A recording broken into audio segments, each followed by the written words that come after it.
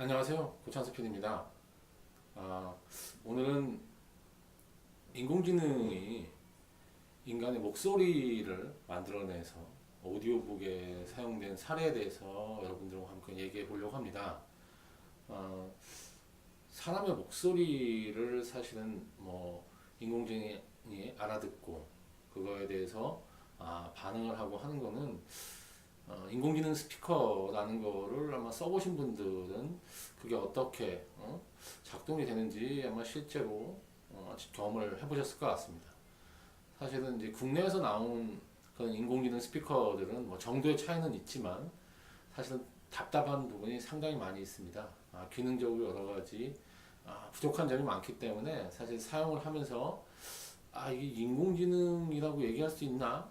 라고 할 정도로 아직은 그 사람의 말을 알아듣고 그걸 반응하는 정도가 상당히 일반적으로 사용을 할 때도 답답한 부분이 좀 많은 것 같습니다.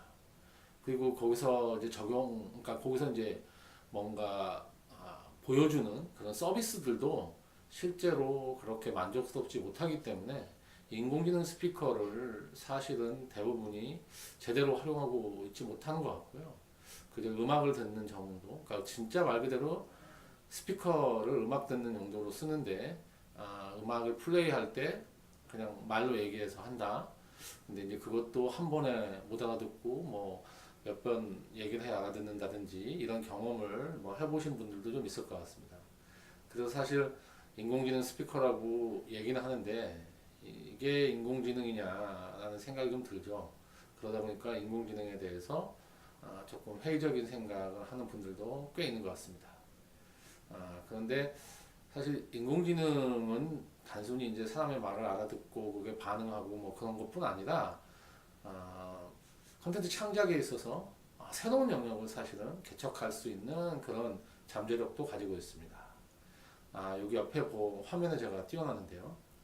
지금 유인나 씨라고 여러분들 아실 겁니다. 유인나 씨가 한 포털 사이트에서 하는 오디오 콘텐츠에 참여를 했죠. 그래서 오디오북을 유인나 씨 목소리로 실제로 녹음을 했습니다. 근데 이렇게 뭐 유인나 씨 목소리로 뭐 오디오북을 녹음하는 거는 뭐 그게 뭐 어려운 일도 아니고 사실 뭐 그동안 다른 분들도 많이 했었죠.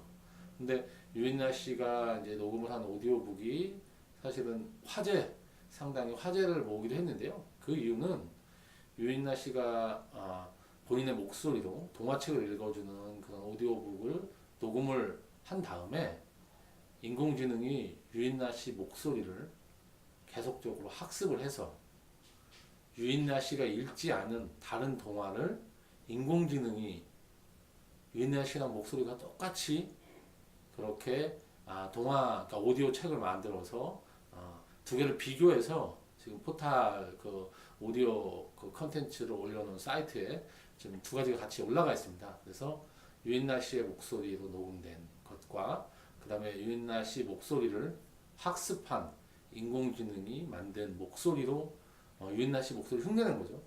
그래서 만든 오디오북을 이제 올려놨는데요. 여러분들이 한번 들어보시면 거의 분간을 할 수 없을 정도로 비슷합니다.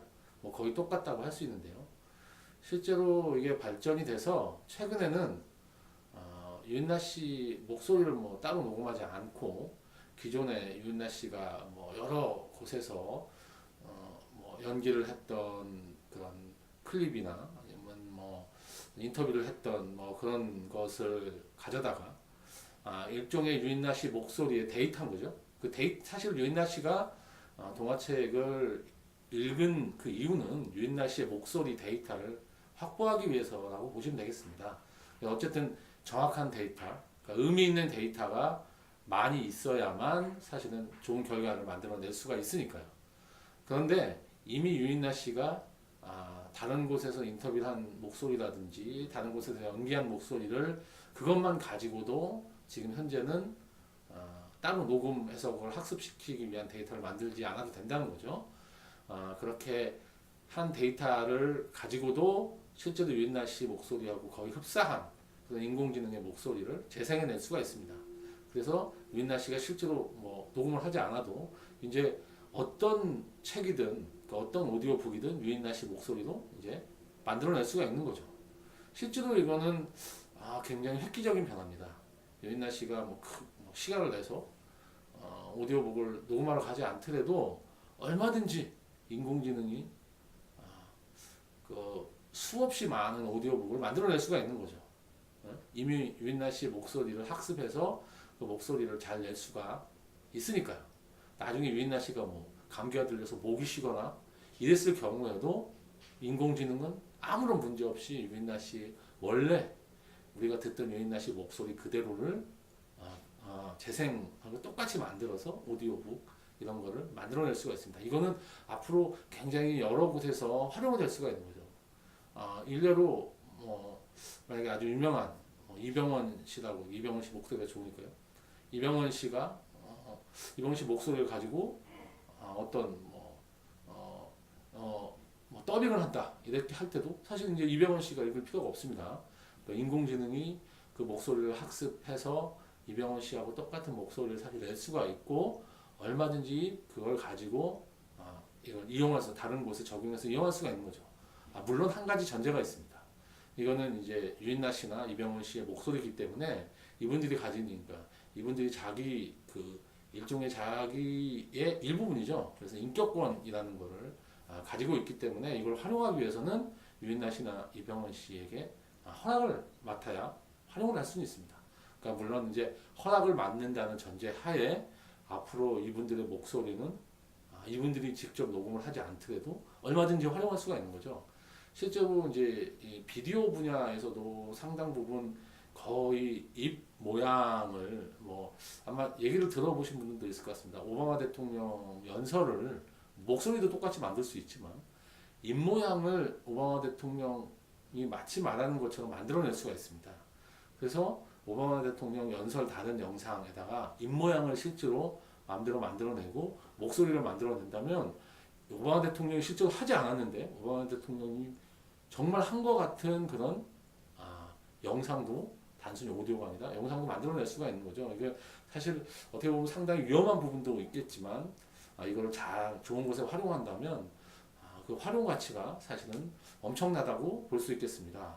그러니까 실제로 이 컨텐츠 창작이라고 하는 분야에 이런 식으로 인공지능 기술이 적용이 된다고 하면 저희가 그동안은 상당히 그러니까 만들어내는데 시간도 오래 걸리고 그다음에 작업하는데 여러 부분이 같이 해야 되고 하는 여러 문제가 있었던 것을 인공지능이 적용이 되면서 굉장히 쉽게 우리의 컨텐츠 창작이라고 하는 부분을 도와서 굉장히 유익한 그런 컨텐츠들도 많이 만들어낼 수가 있는 겁니다. 물론 이거를 악용하는 분들도 상당히 사실 현재 있어서 인공지능 기술이 잘못 악용되면 사실 좋지 않은 결과를 보여줄 수 있다는 것을 사실 여러 군데서 아마 기사로 접하시기도 했을 것 같습니다.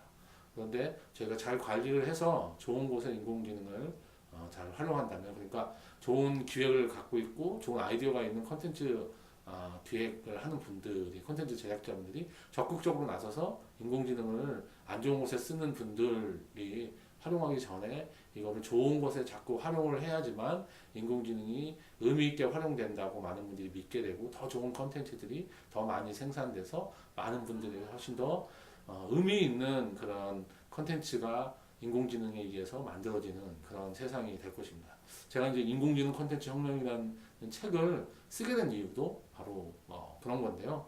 이 인공지능이 컨텐츠 분야에서 아주 의미 있게 활용이 돼서 컨텐츠 분야가 그동안 사실은 여러 가지 제약 때문에 하지 못했던 그런 것들을 다 해결하고 정말 우리가 이상적으로 머릿속으로 꿈꾸었던 거, 심지어는 우리가 생각조차 못했던, 그러니까 이런 가능성이 있다고 생각 못했던 부분을 인공지능이 뭔가 만들어줄 수도 있겠다라는 생각을 하고 있습니다.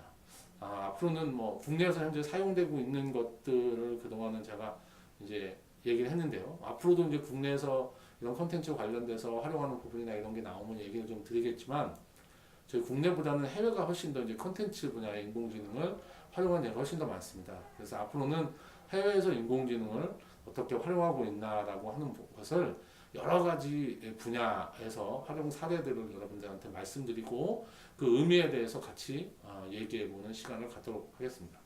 네, 그러면 다음에 뵙겠습니다.